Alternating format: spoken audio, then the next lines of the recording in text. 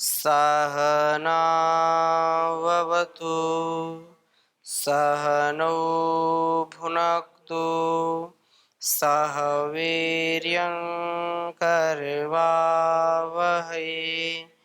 तेजस्विनावधीतमस्तु मा विद्विषावहै।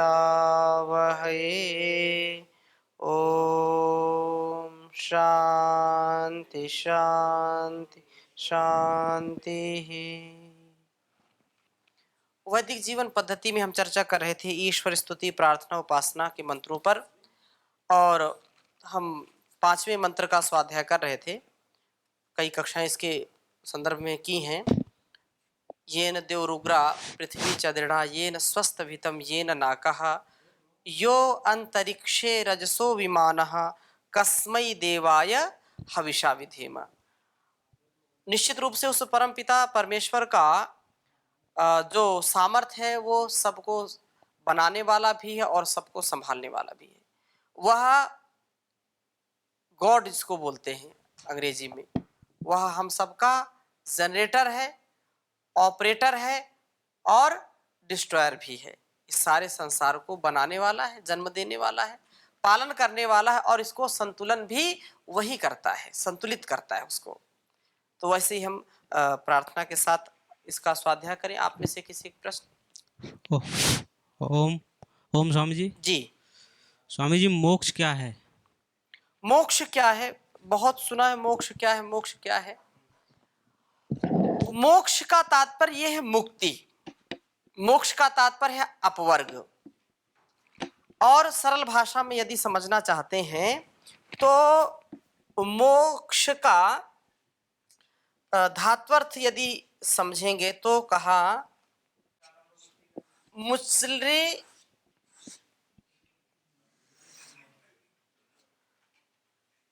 मोचने।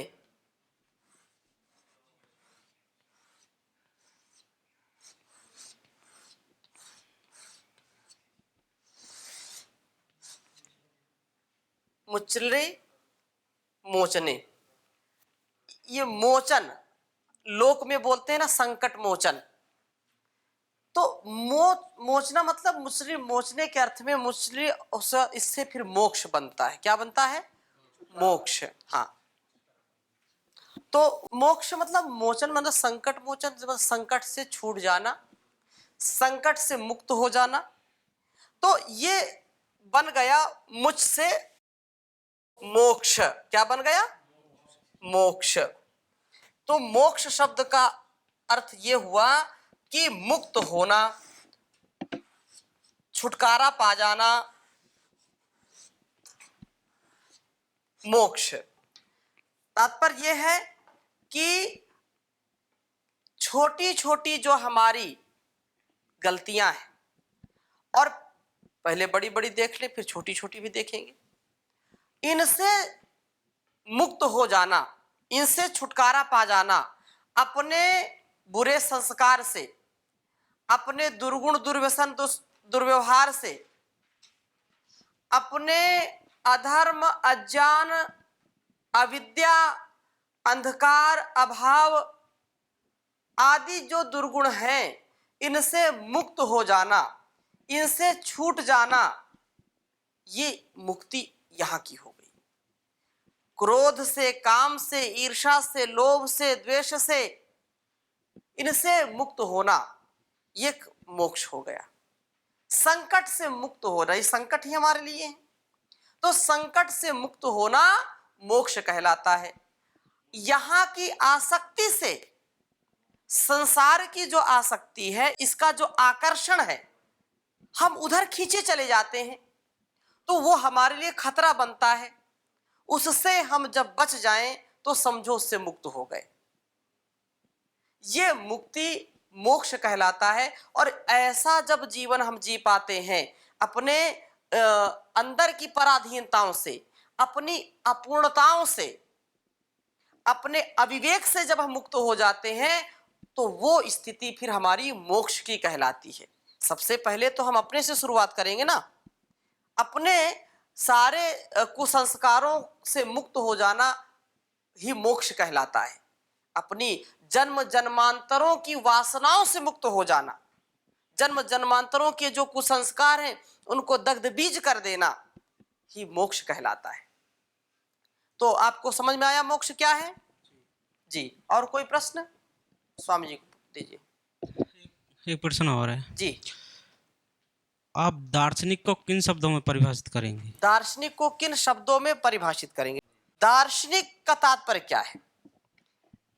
दृश्य प्रेक्षणे और दृश्यते अनेन इति दर्शनम, दृश्यते अनेन इति दर्शनम, और वो ऐसा करने वाला व्यक्ति दार्शनिक कहलाता है जो एक विशेष दृष्टि रखता है, जो ज्ञान पूर्वक, विवेक पूर्वक, तर्क पूर्वक, बिना किसी मिलावट के शुद्ध बुद्ध जिसका मस्तिष्क हो जाता है, जो तर्क की कसौटी पर, स्वाध्याय की कसौटी पर, पूर्ण वैज्ञानिक कसौटी पर अपनी बातों को रखता है तथा वैसा आचरण भी करता है, वैसा वो जीता भी है और दूसरों को भी वैसी दृष्टि देता है, वैसा दर्शन करने का सामर्थ्य जो देता है, वो दार्शनिक कहलाता है। जो अपने जीवन की भी दिशा को, जो गलत दिशा उसको सही दिशा में ले जाए, सही दृष्टि से ले जाए और उस सृष्टि को भी उसी दशा दिशा को वो प्राप्त करा दे, वो दार्शनिक कहलाता है। मैंने तो जहां तक अभी समझा इतनी बात मैंने आपको बताई, और भी बहुत इसके उदाहरण हो सकते हैं, बहुत अपनी अपनी बातें कर सकते हैं। जी, स्वामी जी को दीजिए। ओम जी। स्वामी जी प्रणाम। जी प्रणाम। अभी सुख की बात आ रहा था, लौकिक और पारलौकिक, जी भोग अपवर्ग, भौतिक अभौतिक, अभ्युदय निश्रेष, बाहिक और आंतरिक। जी सुख तो दोनों में है। जी मुझे ये लग रहे दोनों विरोधाभास हो रहे। बाहिक और आंतरिक एक साथ है, भोग अपवर्ग अभ्युदय निश्रेष, इसको एक साधक की अनुभव में कैसे संतुलन कर सकते? एक संसार की तरफ खींच रहे और एक अंदर की तरफ में खींच रहे, ये दोनों में कैसे अपने संतुलन रक्षा करके एक साधक को कैसे बरतना है, इसके बारे में थोड़ा प्रकाश डालें। बहुत अच्छा प्रश्न है, और सभी को, चाहे साधक हो या साधक तो वैसे सभी होते हैं अपने अपने, कोई गृहस्थ का साधक है, कोई विद्या का साधक है, कोई ईश्वर भक्ति का साधक है, कोई धन का साधक है, उसको धन ही चाहिए। तो साधना तो करते हैं अपने अपने क्षेत्र में। राध साध संसिद्धौ धातु से साधक बनेगा, सिद्धि भी बनेगा। तो दो चीजें विरोधी नहीं है, सबसे पहले बात इसको समझनी चाहिए। यहां पर इस मंत्र में जो कहा कि ये न देव रुग्रा पृथ्वी चदृढ़ा, ये न स्वस्त भीतम, ये न ना, कहा कि वह परमात्मा इस सारे संसार को जो है बनाया है, सारे संसार में वह सुख के रूप में इस लोक का भी धारण करने वाला है और परलोक का भी, मतलब जो हम देख रहे हैं उसका भी और जो नहीं देख रहे हैं उसका भी धारण करने वाला है। लौकिक सुख का भी और पारलौकिक सुख का भी धारण करने वाला है, मतलब मोक्ष को भी धारण कर रहा है और भोग को भी धारण कर रहा है। भौतिक सुख का भी वही देने वाला है और अभौतिक सुख का, आत्मिक सुख का भी वही देने वाला है। अब स्वामी जी का प्रश्न ये कि दोनों विरोधी बातें लग रही हैं। ये विरोधी बातें नहीं इसलिए हैं क्योंकि यदि भौतिक सुख नहीं होगा तो आत्मिक सुख हम ले नहीं सकते। यदि प्रेय नहीं होगा तो श्रेय कैसे मिलेगा? यदि अभ्युदय नहीं होगा, पिछली कक्षा में आपने भी प्रश्न किया था, अभ्युदय नहीं होगा तो निश्रेयस कैसे करेंगे? शरीर का विकास करना, शरीर को निरोगी बनाना, शरीर को बलमय बनाना, गर्मी सर्दी धूप बरसात में एक समान रहे, वही व्यक्ति तो तपस्या कर सकता है, वही व्यक्ति ईश्वर का जप कर सकता है, समाधि लगा सकता है, और जिसने शरीर को नहीं संभाला, शरीर जिसका रोगी हो गया, वो समाधि कैसे लगाएगा? नहीं लगा सकता है। तो ये शरीर क्या है? भौतिक है। शरीर क्या है? भौतिक है। और शारीरिक उन्नति करना हमारा प्रथम कर्तव्य है। ये प्रथम कर्तव्य, सर्वमान्यत परित्यज्य शरीरम अनुपालयेत। सारे कार्यों को छोड़ करके सबसे पहले क्या करिए? शरीर की उन्नति को बढ़ाइए। तो ये क्या है? भौतिक है। ये क्या है? प्रेय है।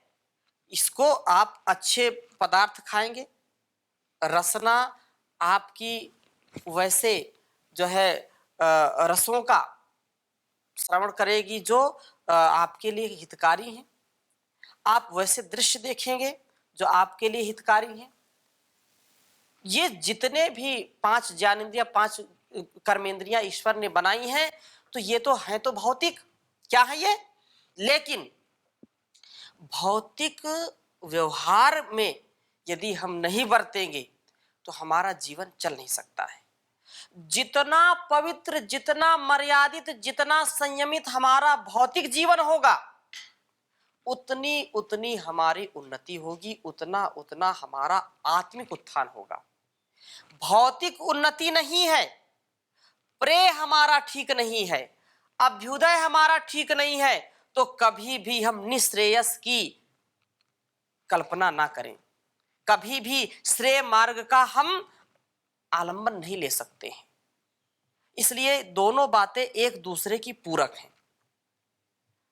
पुरुषार्थ के साथ सेवा भी करनी है, स्वाध्याय भी करना है, साधना भी करनी है।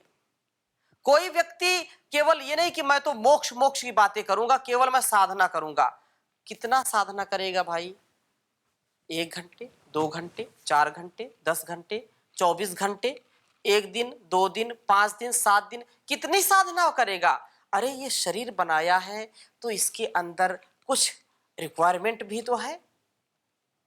खाना पीना ये है कि नहीं? श्वास लेना, फिर इसके अंदर गंदगी जो होती है उसको भी तो निकालना है। ये क्या है? ये लोक का सुख है। इसको हम बाहर, जब तक पेट खराब हो जाए किसी का और पेट साफ ना करे वो, तो उसका मन लगेगा ध्यान में? उसका मन कभी ध्यान में लगेगा नहीं। कोई भूख से पीड़ित है, प्यास से पीड़ित है और बोले कि समाधि में बैठा है, उसकी समाधि भंग हो जाएगी। इसलिए ये जो प्रेय है, जो भौतिक शरीर है, भौतिक जो साधन है, इसकी उत्कृष्टता भी हमारा सुख बढ़ाने वाला ही है। जितना ये अच्छा होगा साधन, जितना भौतिक प्रेय जितना उन्नत होगा, उतना ही व्यक्ति श्रेय का भी वर्ण करने के लिए सक्षम होगा। तो ये साधक को कुछ लोग, जैसा आपने कहा, बहुत ऐसे कुछ लोग उदाहरण ऐसे बना लेते हैं कि वो महापुरुष हुए, वो महापुरुष हुए, वो शरीर में रहते रहते भी बिल्कुल जो है विदेह हो गए और उनको कोई समस्या नहीं हुई। उनको कैंसर भी हो गया, उनको जो है बहुत सारी शारीरिक समस्याएं हुई आई, लेकिन वो तो ऐसे रही। लेकिन ऐसा जो विचार करता है वो बिल्कुल ठीक नहीं। शरीर है तो रोगी होगा कभी ना कभी, लेकिन हम पूरा पुरुषार्थ करें कि रोगी ना हो इसका। क्योंकि यदि मेरा शरीर मेरी लापरवाही से, मेरे आहार, मेरे निद्रा और मेरे ब्रह्मचर्य में यदि कमी आ गई तो कभी ना कभी तो रोगी होगा। संतुलित यदि हम अपनी दिनचर्या को नहीं रखेंगे तो रोगी होंगे। और रोगी शरीर होने से परमात्मा की सबसे बड़ी सौगात है। ये परमात्मा के द्वारा दिया गया सबसे बड़ा, सबसे उत्तम उपहार है मनुष्य का जीवन। और ऐसा यदि हम उसका तिरस्कार करते हैं, यदि हम रोगी होकर के, बीमार होकर के, लाचार होकर के, और हम कहें कि हम तो साधक हैं, हमको दुनिया से कोई लेना देना नहीं है, और शरीर का भी ध्यान न रखें, तो ये इसका अपमान है, इसका सम्मान नहीं है। भाई मूर्ति कोई कलाकार बनाता है तो फिर उसको बार बार उसमें साफ सफाई करता है कि नहीं? उसमें धूल भी न जमे, उसमें मिट्टी भी न जमे, पानी भी न गिरे, उसको बहुत अच्छी प्रकार से रखता है। चित्र कोई बनाता है तो कांच में उसको ढक करके रखते हैं। क्यों? क्योंकि बड़े मुश्किल से उसको बनाया है और उसमें कोई विकृति ना आए, ऐसा रखते हैं कि नहीं? लेकिन उस परमात्मा ने कितना बढ़िया बना दिया है शरीर को, कोई विज्ञान बना पाया क्या आज तक? अरे तो उसके द्वारा बनाए गए इस मूर्ति का हम सम्मान क्यों ना करें? इसको करना ही हमारा कर्तव्य है। तो साधक वही सबसे अच्छा होता है जो साधन का कभी भी अनादर ना करे। परमात्मा के द्वारा ऐसा बोल दिया, ठीक, हमको कोई लेना देना नहीं शरीर से, ये कहना बिल्कुल उचित नहीं, क्योंकि उस परमात्मा ने शरीर को दिया। हाँ, आसक्ति भी नहीं होनी चाहिए। महर्षि दयानंद जी का जीवन, हमारे ऋषि मुनियों का जीवन पूर्ण बलिष्ठ होते थे और दीर्घायुष्य को प्राप्त होते थे। क्यों? क्योंकि वो अपनी दिनचर्या पर, अपने आहार विचार पर पूरा ध्यान रखते थे। इस शरीर का पूरा ध्यान, बलिष्ठ होते थे, आत्मिक बल भी होता था, शारीरिक बल भी होता था। अब कुछ बीच मध्यकाल में कुछ ऐसे आ गए तो कोई बात नहीं, जो है अकाम हो जाओ। अकाम का फिर दूसरा अर्थ लगा देते हैं कि कुछ मत करो, बस पड़े रहो। ईश्वर ने अवतार दिया है तो जन्म दिया है तो कहीं ना कहीं से वो थाली जरूर भेजेगा खाने के लिए, कुछ ऐसे होते। तो ऐसा कभी विचार नहीं करना चाहिए, अपने कर्मों को सदा करते रहना। अब इसमें कोई अस्पष्टता हो तो बताइए, समझ में आ गई बात? तो ये हमको अभ्युदय, निश्रेयस, मोक्ष या जो है बंधन, या ये कहें कि भोग और अपवर्ग, ये सब एक दूसरे के पूरक हैं। भोग नहीं करेंगे तो अपवर्ग नहीं मिलेगा। भोग का तात्पर्य क्या है? भोग से तात्पर्य यह है कि जो मेरे लिए संतुलित है, मेरे लिए जो मर्यादित है, मेरे लिए जो उपदेशित है, ईश्वर ने जो उपदेश किया है, तो ईश्वर के उपदेश को आत्मसात करके फिर मुक्ति की ओर जाना, अपवर्ग की ओर जाना। ये साधक साधनों का सदुपयोग करे, साधनों के आसक्ति में ना आए, साधनों का अहंकार ना करे। क्योंकि यदि कुछ लोग तो शरीर को साधन मानते हैं, या तो ऐसे होंगे कि शरीर को बिल्कुल कुछ नहीं मानते, और कुछ ऐसे हो जाते हैं कि शरीर को सब कुछ मान बैठते हैं। तो ये दोनों स्थितियां ठीक नहीं है। शरीर को सब कुछ मान बैठना ये भी अज्ञानता है, और शरीर कुछ भी नहीं है, कुछ भी ना मानना, ये भी अज्ञानता है। अरे कुछ तो है, कुछ तो बस इसी शरीर को भी सजाने संवारने में लगे रहते हैं, और वो समझते हैं कि हमसे ज्यादा कोई है नहीं। हम हमारे ज्यादा बोलने से, हमारे ज्यादा उत्साह देने से, हमारे ज्यादा अनेक प्रतिक्रियाएं करने से लोगों में क्या प्रभाव पड़ता है, इसका तात्पर्य वो ठीक ठीक समझ नहीं पाते हैं, और वेदोक्त जीवन भी नहीं जीते हैं। तो उनको समझना चाहिए जो ये साधन है, उस साधन से सिद्धि की प्राप्ति करना, यही सच्चा साधक है। स्वामी जी, सच्चा साधक वही है जो सिद्धि को प्राप्त करे। सिद्धि क्या है? एक मैं बात को फिर करके फिर अगला प्रश्न आप पूछना। साधक का तात्पर्य क्या है? सिद्धि की प्राप्ति करना। राधसा संसिद्ध हो, आपने जो प्रश्न किया, तो साधक की सिद्धि क्या है? कि जिस लक्ष्य को, जिस टारगेट को उसने समझा है, जाना है, संकल्पित हुआ है, उसको प्राप्त करना, वो सिद्धि है। और सिद्धि कैसे आएगी? तो सिद्धि का एक स्थान पर यह भी अर्थ है कि मन की प्रसन्नता, प्रसाद। प्रसाद कब आएगा? जब हम मनसा वाचा कर्मणा पवित्रता में रहेंगे, आत्मग्लानि में नहीं रहेंगे, तद्वेषी, तत्कारी तद्वेषी नहीं होंगे। तो हमेशा साधक वह है साधक जो हमेशा अपने कर्तव्य को करता करता बिल्कुल प्रसन्न रहे। किसी भी स्थिति में उसको अप्रसन्नता, क्रोध नहीं आना चाहिए, तब उसकी संसिद्धि होगी, अच्छी प्रकार से उसकी सिद्धि होगी। इस जीवन की, इस जगत की जो भी विद्याएं हैं, उनमें सिद्धि उसको मिलेगी, उसको जो है परम लक्ष्य की प्राप्ति होगी। जी, अब पूछिए कोई प्रश्न।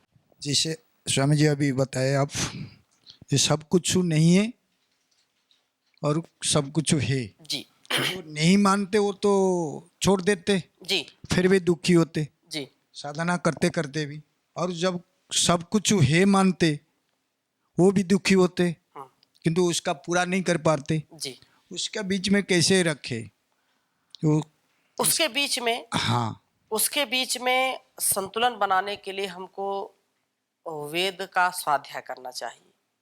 फिर प्रश्न आएगा कि वेद तो लोग जानते ही नहीं ज्यादा, कैसे स्वाध्याय करेंगे? तो जो वेद जानते हैं उनकी संगति में रहें। बोलो संगति भी नहीं मिल रही है तो जो कुछ भी वेद के कहीं भी आंशिक रूप में आपको सुनने को मिलता है, समझने को मिलता है, तो उसमें पूरी श्रद्धा रखना और वैसा फिर जीवन का स्वभाव बना लेना, वैसा आचरण करना, अपने दुराग्रह को, हठ को छोड़ देना, नित्य प्रति स्वाध्याय करना, नित्य प्रति आत्मचिंतन करना, नित्य प्रति सेवा सत्कार का स्वभाव बनाना, इससे व्यक्ति को वह मिल जाता है और वो समझ जाता है कि वास्तव में जीवन क्या है। अति व्यवहारिक होकर के प्रीतिपूर्वक, न्यायपूर्वक सबसे बरतना, इसमें हमारे गुरुजन, हमारे माता पिता, महापुरुष, ऋषि मुनि और वेद आदि शास्त्र हमारी बहुत सहायता करते हैं। तो जहां जैसा जिसका अनुकूल वातावरण है या प्रतिकूल है तो उसको अनुकूल करने का प्रयास करें। ऐसा करने से ही व्यक्ति का कल्याण हो सकता है और संतुलन बना सकता है। दोनों का संतुलन तभी बनेगा जब हम नित्य प्रति, जैसे रोज भोजन करते हैं ना, भोजन को हम प्रथम प्राथमिकता देते हैं। यदि एक टाइम भोजन ना मिले तो मन बार बार वहीं जाता है, अरे आज भोजन नहीं किया, भूख लगी, आज भोजन नहीं किया, भूख लगी। तो ऐसे ही इसके लिए भी प्राथमिकता देनी। आज आत्मचिंतन क्यों नहीं किया, आज ईश्वर का भजन क्यों नहीं किया, आज स्वाध्याय क्यों नहीं किया। ऐसी तड़प जब होती है तो फिर व्यक्ति को विवेक वैराग्य की प्राप्ति होती है। विवेक वैराग्य से ही व्यक्ति को फिर सही दिशा और उसकी सही दशा बनती है और उसको आत्मसंतोष होता है। इस बहुत ऐसे साधन है, पिछली कक्षा में भी चर्चा हुई और इसको भी हमेशा करना चाहिए। सदा बड़ों की संगति में रहना, सत्संगति में रहना तथा स्वाध्याय करना, वेदांत शास्त्रों का और ध्यान करना, जप करना। हाँ, दिनचर्या उसी में सब आ जाएगा। तो आगे चले। आगे कहा कि यो अंतरिक्षे रजसो विमानः, उस प्रभु ने इस अंतरिक्ष में सब लोक लोकांतरों को विशेष नियम के साथ अपने सामर्थ्य से रचा है। यह रचना ऐसी है कि इसमें कभी त्रुटि नहीं होती है।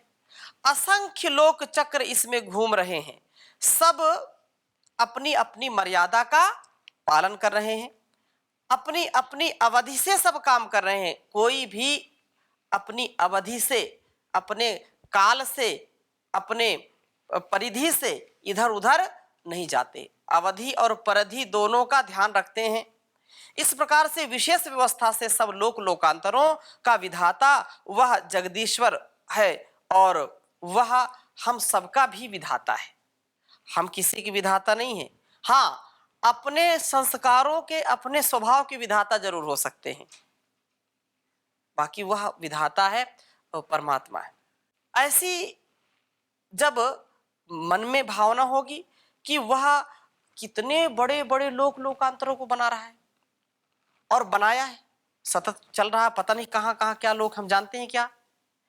इस पृथ्वी से कितने गुना, लाखों गुना सूर्य और उससे भी कई गुना और भी ज्यादा बड़े, कितनी ये आकाश गंगाएं हैं, कितने ग्रह नक्षत्र हैं, कोई गिनती है क्या। लेकिन कोई टकराता नहीं है, कोई टकराता नहीं। यदि टकराता भी है तो वो संतुलन उसका रखता है और सारा कार्य चल रहा है। यहाँ अलग अलग ट्रेन की पटरियां भी बनी हैं तो भी कितने वर्ष में कितने ट्रेनें टकरा जाती हैं, कितने वाहन टकरा जाते हैं, लेकिन वह परमात्मा दिखाई नहीं पड़ता कि चला रहा है। फिर भी कहीं कोई टक्कर नहीं, कहीं कोई जो है ऐसा चक्कर चलाया है कि कोई टक्कर ही नहीं। उस परमात्मा की कृपा है और वह प्रभु सर्वव्यापक है। तो अपने पूरे शरीर में भी जो है स्वरूप से विद्यमान इत्यादि कारण है। तू अपना छोटा सा और वह प्रभु महासामर्थ्यवान है, जिससे तू पुत्र और वह पिता, विधाता आदि कहाता है। अतः हे प्रभु, हम तेरी शरण में हैं, या हे उपासकों, उस प्रभु की शरण में जाकर के अपना सर्वस्व समर्पण करो। आगे क्या कहा, कस्मै देवाय हविषा विधेम, वह लोक लोकांतरों को धारण करने वाला है, सांसारिक सुख और मोक्ष को भी वही देने वाला है, उसी के सब अधीन है। वही सब लोकों का रचयिता है और सर्वव्यापक है, सर्वनियंता है। अतः तेरी और उसकी कोई समानता नहीं हो सकती, अर्थात मेरा सामर्थ्य और उसके सामर्थ्य में कोई तुलना ही नहीं है। मैं सीमा सहित हूं, वो असीम है, मैं ससीम हूं, मेरी सीमा है और उसकी कोई सीमा नहीं, उसका कोई सामर्थ्य की सीमा है ही नहीं। फिर भी जितना तेरा सामर्थ्य उतना पुरुषार्थ कर ले, अर्थात हम अपने जीवन में जितना सामर्थ्य हमारे अंदर है कुछ भी बचा करके ना रखें, पूरा लगा दें। उस प्रभु की कृपा हमारे ऊपर होगी। ये वही नौका पार करने वाला है। चाहे तू कितना असक्त हो, पर यदि अपनी भक्ति, अपनी शक्ति के अनुसार तू भक्ति करेगा, यत्न करेगा, तो वह परमात्मा तेरे सहायक जरूर बनेंगे। और कहा जो है ऋग्वेद में कि न ऋते शांत से सख्याय देवाहा, जो व्यक्ति अपना सारा परिश्रम करके थक जाता है और फिर प्रभु की ओर देखता है तो प्रभु उसकी ओर जरूर देखते हैं, प्रभु उसका सहारा जरूर बनते हैं, उसकी सहायता जरूर करते हैं। लेकिन जो आलसी हैं, प्रमादी हैं और ये जो है बिल्कुल छोड़ एकदम ऐसा करते हैं कि अजगर करे न चाकरी, पंछी करे न काम, दास मलूका कहे गए सबके दाता राम, कुछ नहीं करना काम राम राम जपना, पराया माल अपना, बाकी सब झूठा सपना। ऐसा यदि विचार करते हैं, पुरुषार्थ नहीं करते हैं, तो उनका ईश्वर कभी भी सहयोग नहीं करता है। अतः अब सब संकल्प विकल्प छोड़ करके, सब सामर्थ्य को हवि बना करके उपासना कर डाल, फिर देख कि प्रभु कितनी शक्ति तुझको देता है, शीघ्र प्रभु के आनंद में तू पहुंच जाएगा। इस प्रकार हवि का अर्थ यहाँ सामर्थ्य करते हुए ऋषि ने उपर्युक्त अभिप्रायों को हृदय में रख करके इस मंत्र की व्याख्या की है। तो वह परमात्मा इस सारे लोक लोकांतरों का निर्माण करने वाला है। हम उसको समझे जाने, वो सच्चा करतार है, सबका पालनहार है। उस पालनहार परमात्मा के द्वारा बताए गए मार्ग का हम अवलंबन करें, उसका जो उपदेश हमारे लिए है, जो निर्देश आदेश है, उसको शिरोधार्य करें। जब उसको शिरोधार्य करेंगे तो निश्चित रूप से हमारा बेड़ा पार होगा। इस अपार संसार में, असार संसार में हमारा जीवन बहुत उन्नत बनेगा, दिव्यता से, परिपूर्णता से परिपूर्ण हो जाएगा। इसमें कोई शंका नहीं करनी चाहिए, सतत पुरुषार्थ करना चाहिए। तो अगली कक्षा में और चर्चा करेंगे, अभी यहीं पर विराम देते हैं। ओम शांति शांति शांति।